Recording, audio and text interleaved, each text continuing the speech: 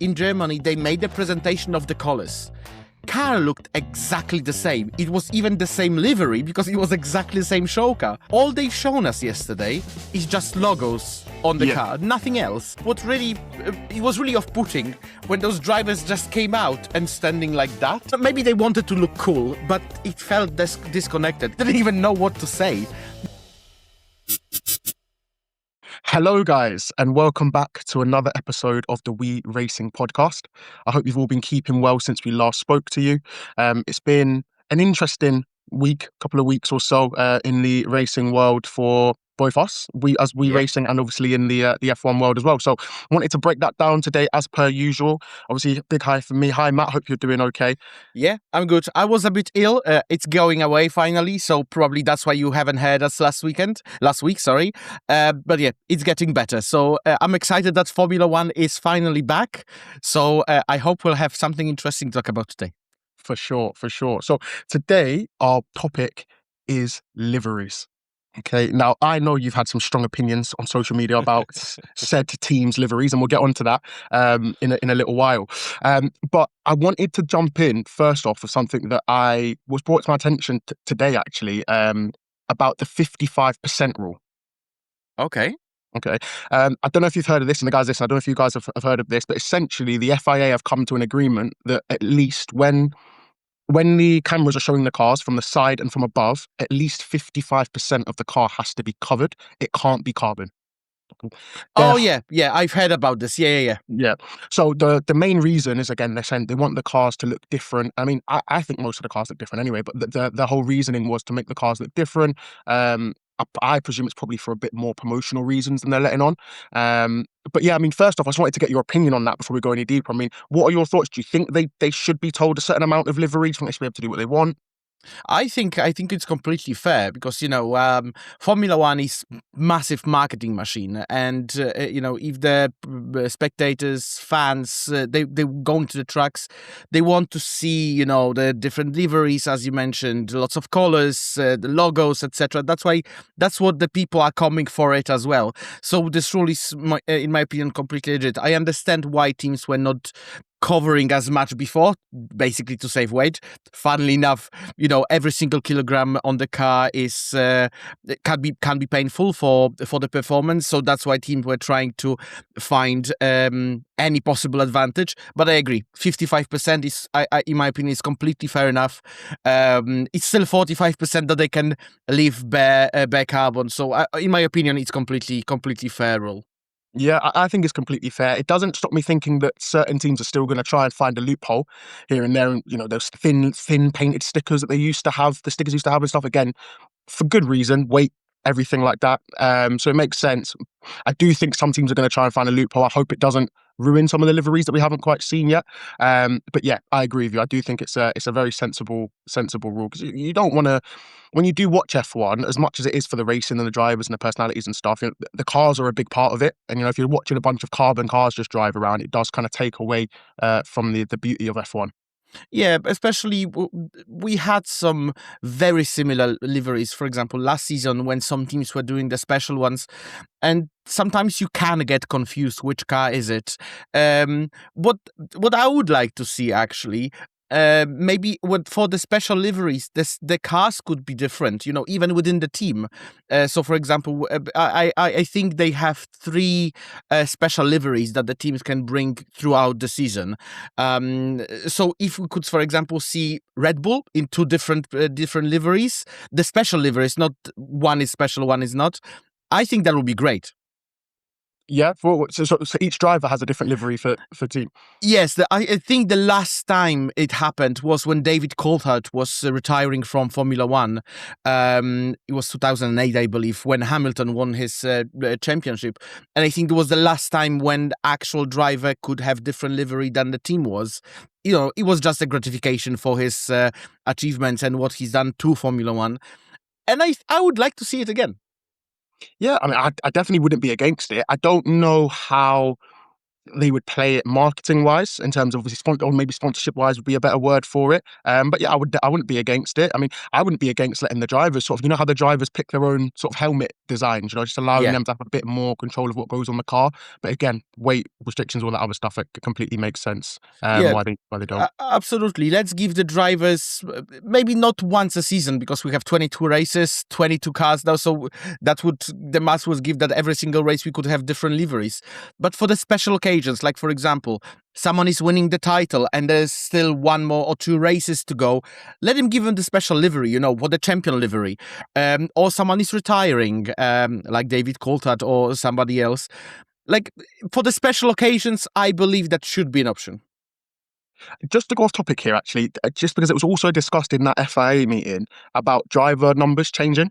Yeah. So they've agreed that, I don't know if they've agreed it yet or said they will approve the fact that they'll allow drivers to change their numbers. I think it was already approved, but I don't think actually any drivers picked to change the number. Change number? No, I don't think Except so. Max Verstappen, obviously, because he had to. Yes. I mean, do you think that allowing drivers, if let's say drivers can change their numbers and you could go for example, 2 to 30 when you fancy it, do you think that would be positive for the sport, negative for the sport? I would question what is the point, because when the driver is coming to Formula One, they can pick the number from the available pool of the available numbers, basically. And if they picked, for example, Max Verstappen had 33 only because Daniel Ricciardo had already number 3.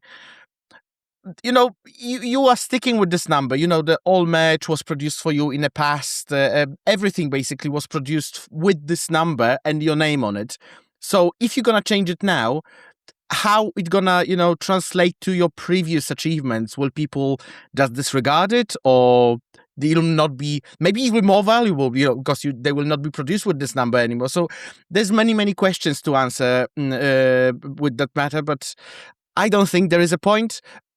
But I understand that sometimes maybe some drivers would like to change, but it could be decided on a case-to-case basis. No, I agree. And I think, like you say, I think more so these days, drivers are their own brand.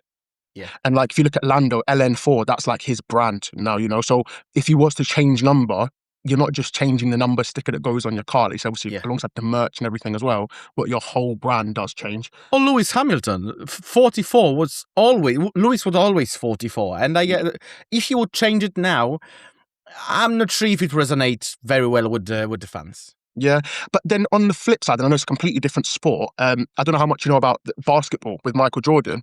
Obviously, when he was obviously 23 and he came back and he changed his number. I know he obviously changed it back through superstition and whatnot, but obviously he changed his number. So it does happen in those. And again, very different sport, but it does happen, and I think people as fans do take to change. People do like change as fans, not so much if you're within the sport, but when you're watching it, you want to see new things. But yeah, you're right. I think more so the first question would be, what is the point? Yeah, exactly. But fair enough. If Max Verstappen, for example, or whoever that's losing the championship, was a champion and coming from number 1 to odd number, fair enough, you can change it. That could be also another, incentive to change the number with the championship. Then you can change it if you want to. Change it. Yeah, for sure, for sure. So before we go back to liveries, if you had to pick a racing number to go on your car, what number are you picking? Number 18. 18. And why 18? Good age. So my not mine, the Polish driver Robert Kubica, he had always number 8 or 88, whatever was available, and I think number 18 is lucky for me, even though I'm not putting too much attention into numerology or numbers. But every time when I have to pick the number, or I have to do something with the numbers, there's always number 18 or 24, depending which is available. Okay, interesting. I think I would go for, it would be between, it's going to sound basic, it would probably be between 5 and 10. Okay. 5 because I'm born on the 5th, and 10 because when I was growing up, my favourite football player was Wayne Rooney, and he wore number 10. I got 10 on everything I had. So that would probably be mine. Anyway, back to liveries. I've got a question for you. What is the worst livery that you can remember? Audi. That was straight. Other than Audi, we'll get to Audi. Stop hating on Audi. We'll get there. Other than Audi. The worst livery. That's actually a very interesting question.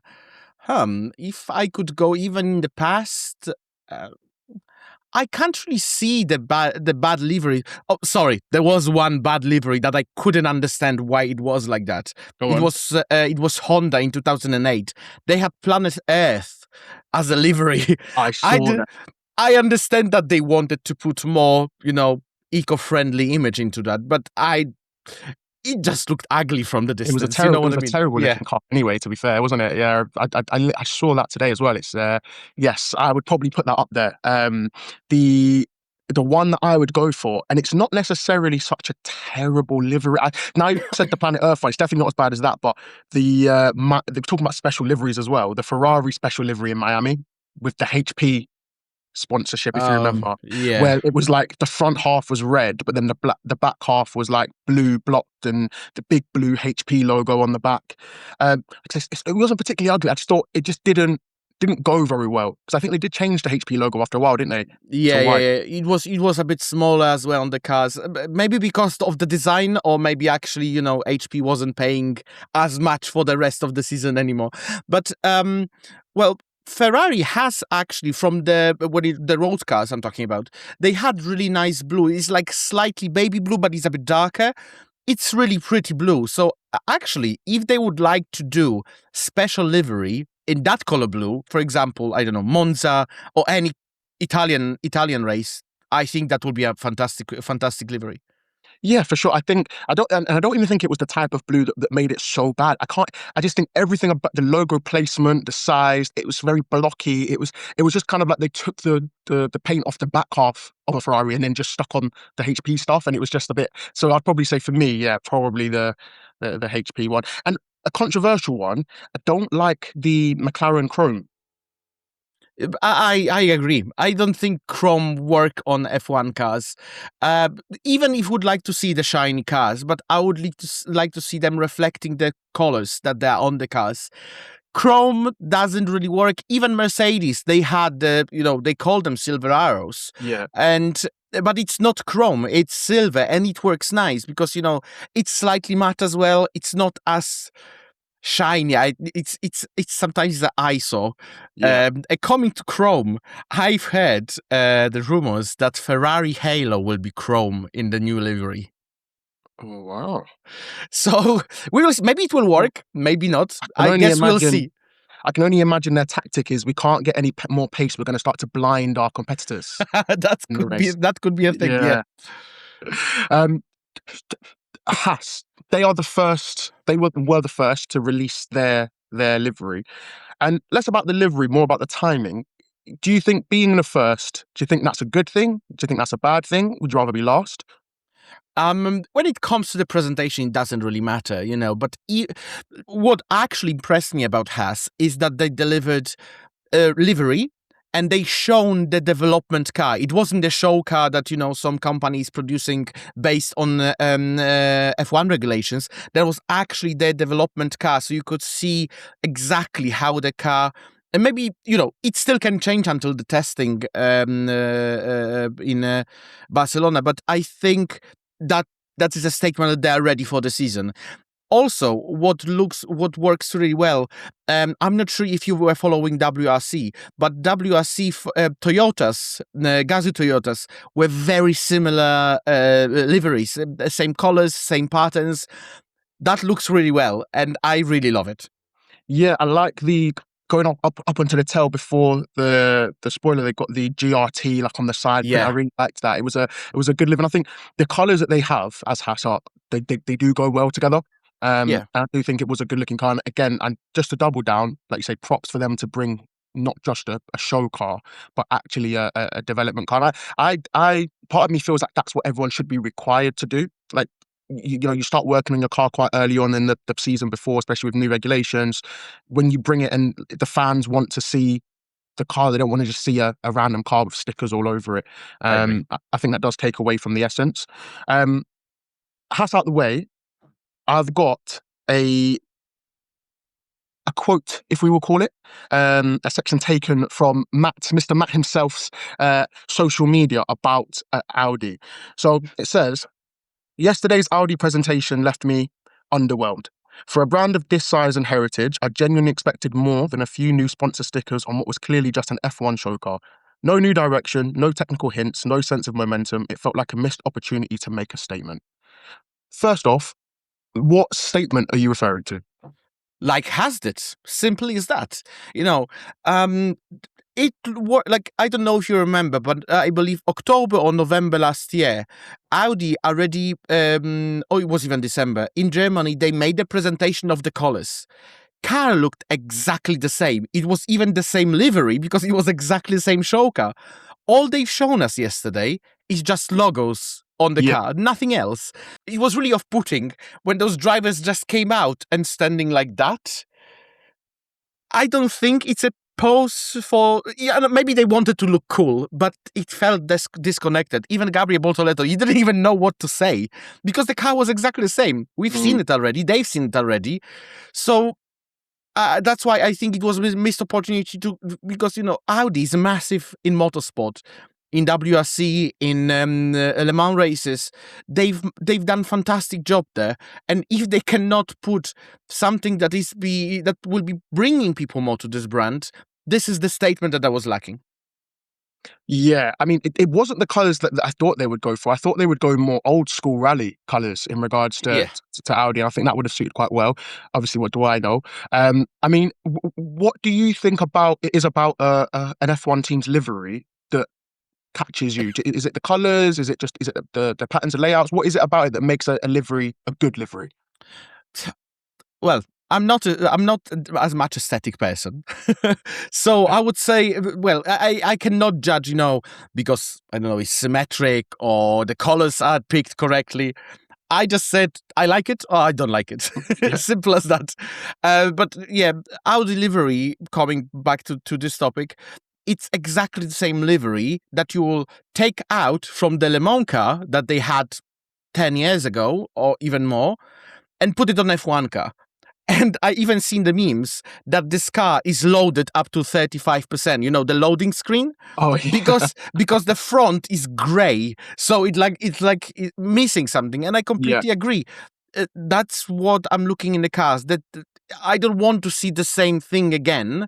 Even though, even the Racing Bulls, they've done fantastic job this season with deliveries, even though it's very yeah. similar to last year, but they still could redesign it and make it fresh. And Audi missed that opportunity. Yeah, I do agree. I do agree. I think you're coming into the sport as you're not a new. I guess you're a new team as a brand in the sport. Obviously, you bought Sauber, but you're a new team as in the brand.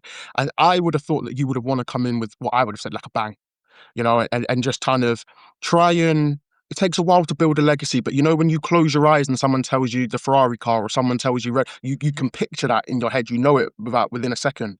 So I thought that would be the method that they would go with, but it was a little bit surprising that they didn't. And talking about obviously our RB Racing Bulls and even Red Bull as well, like you said, the RB car was quite similar to last year, but you can tell that they really took what was going to be on the livery as serious as a priority. Red Bull's one of the largest brands on the grid as it is. They don't need to do all this too much branding, but I think they know that it's within the sport.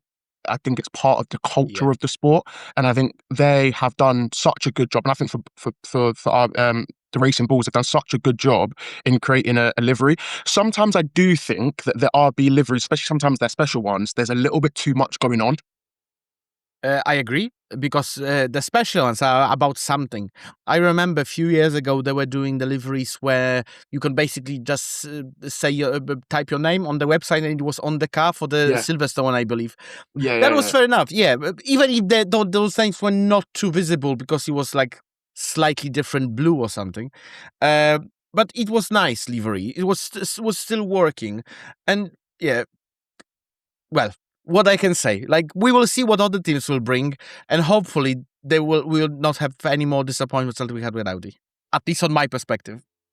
Yeah, I mean there's a few. How many cars are left now? I think how many have come out? Is it five that we've had so far? I We had believe. Haas, Racing Bull, Red Bull, Audi, and I think that's it. And Oh no, we said Haas already, haven't we? Yeah. So I think four, yeah, four or five. Yeah, tomorrow we have 2 or 3 presentations in one day. What's ridiculous, Mercedes is doing 2 presentations because first one, they releasing the photos of the car or renders, however Yeah, they call it, yeah, and yeah, yeah. then they have official presentation. I think that's another, shot in the head because it will, remove all the hype of seeing the car unless they're gonna show something different. That would be amazing. Yeah, I mean, it'd be interesting to see. I bel who is it that's revealing their car at the Super Bowl? Cadillac. I Cadillac. cannot wait for this. That's it. I think that they are going to do what Audi should have done, and I think they are as. And I think that's if there was going to be any two teams to do it, it should have been Audi and it should have been Cadillac as the new names on the grid. But I do have faith in Cadillac. They're gonna pull it out of the bag for some reason. Now I have a question to you.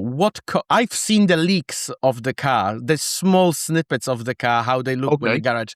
What do you think? What color it was? Considering it Oh, cannot be black. yeah. See that's it. No idea. No I've idea. seen white. Do you know, I was going to say white, but I thought surely not. Surely, but I mean, the racing balls do. I mean, their base is white, isn't Yeah, it? Yeah. yeah, So yeah. In the Cadillac logo, you have red, you have yellow, you have white. If they will play with it, maybe even a bit of silver or chrome. If they'll play with it nicely, I think it might be stunning. yeah, I think that it's. But if you're going to reveal it at the Super Bowl as well, which is the most watched sporting event in America, I believe. Yeah. In the world, You I think is sometimes it? Is it the on world? a yearly basis. Yeah. Well, Okay. if they are selling, 2-minute advert for $1 billion, they have to have massive Yeah, I wasn't followers. sure if it was them or the World Cup. That's why I Well, wasn't I too think it depends on the year, but because Super Bowl is happening every every year, year. yeah, I think that's the difference why it's the most watched. Yeah, yeah. But like I say, if you're going to put your car out in front of that many people, one, I think that is a marketing genius idea. First of all, bringing new people to the sport. One, you're going to bring people to the sport, and they're going to come and support your team. Two, spend money on your merch and that kind of stuff. But also, I think it kind of puts pressure on themselves in a good way that the car has to look good. It has to look Yeah. good because we can't put a car out there in front of all these people that isn't going to wow them. So I'm excited. I'm excited to see it. Do you know what date the Super Bowl is? Yes, it's. I think it's second weekend of February, 8th. I think. Okay, so Uh, yeah, yeah, yeah, yeah. it's 8th of February, definitely. It's obviously Sunday evening, Sunday night for UK. Also, I'm excited because Adele will be there. I love Adele. I Yeah, love me too. Adele. She's so good. Um, in regards to Red Bull and their sort of liveries and the approach that they take, I think that the one thing that I do like about Red Bull is it never looks. Some people don't like this, but I think it never looks too different. And I like the idea of variation without too much change. And I like the idea of that these cars are iconic, the brands are iconic, like the colors are iconic. I like them being. It might be being small minded, but I like them being sort of similar and recognizable. And I think Red Bull do a good job at bringing variation without having to completely change everything that they do. I agree. They also come back a bit to the history because it's the delivery, the colors at least, they are very similar to the cars from 2012, 2013, even I think 14, when Sebastian Vettel was still Yeah, yeah, yeah. at Red Bull. So, well, I like those nuances when you can. They haven't confirmed it, obviously, but that it is relevant to what I just said. But it is nice to see that even the Red Bull doesn't have that much heritage. I mean, they're 20 years in F1, so maybe they are. But you know what I mean? Like, they don't have as much heritage, like, for example, Mercedes or Ferrari or Williams. Yeah, they still can bring those parts of history closer to the new fans. That's it for sure. I think that they have a good way how they have a good fan base. To be fair, Red Bull. To be honest, they have a Yeah. good fan base. And again, I think because they are one of the largest brands on the market, obviously aside being a drinks company separate to the racing as well. I think again the name's recognizable, even if you don't know them as a racing team or what they do. You know that they make drinks. You know that they're out there as a big brand. So Yeah. definitely they definitely got the skill in that department. Um, the the weight issues with liveries, do you think that if they were to say to Oh, let me put this to you. If they said to you, listen, you run your team, you can put your cars out there, you're allowed to go fully carbon if you wanted to. Obviously, you're going to save yourself some weight, X, Y, Z, or you can have the most beautiful car, one of the best liveries out there. It's not you're going to be terrible in performance, but obviously, whatever the weight difference makes up. What route do you think you would go down as a team owner yourself? Well, just to make this maybe more clear, the livery, the stickers, and the paint can weigh up to 5 kilograms on the car.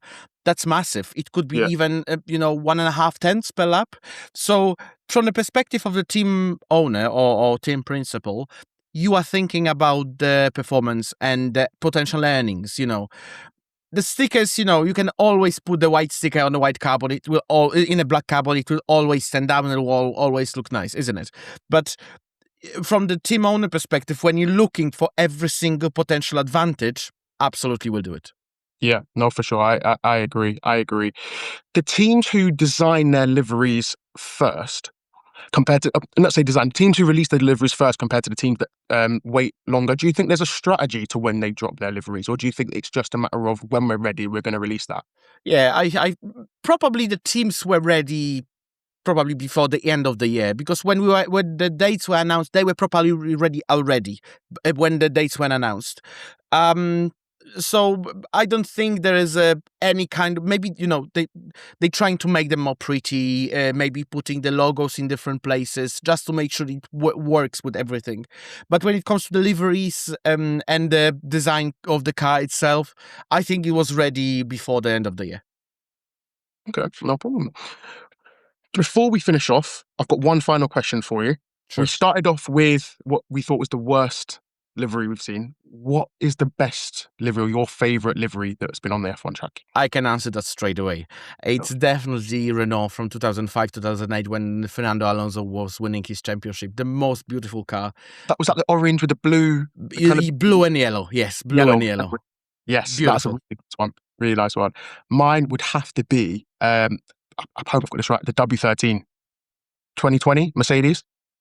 Yeah, fair That enough. one's it Fair just it enough. and what I think I wouldn't have liked the livery as much if the car wasn't as good, but it was just watching the way that car stuck to the track, Oh, yeah. like it was glued down, and it just in the black with the stars on the back. Yeah, I thought that's Even we both playing F1 game, like even when I was playing this game, like those cars from 2020, 2021, was so nice driving. Like they were basically, as you said, stuck to the tarmac. It was very difficult to do a spin or even massive slide or anything like that. It was just nice to drive. So I think it's a shame that we don't have those cars anymore. But I understand Formula One has to go forward. We have to bring new regulations and the new cars. So yeah, I completely agree. yeah, but excellent car. What definitely my favourite. Well, guys, that's it from us today. Hope you've enjoyed the show as always. Comment down below what you think your favourite livery is and what you think the worst livery is that you've ever seen. If you don't agree with us, let us know.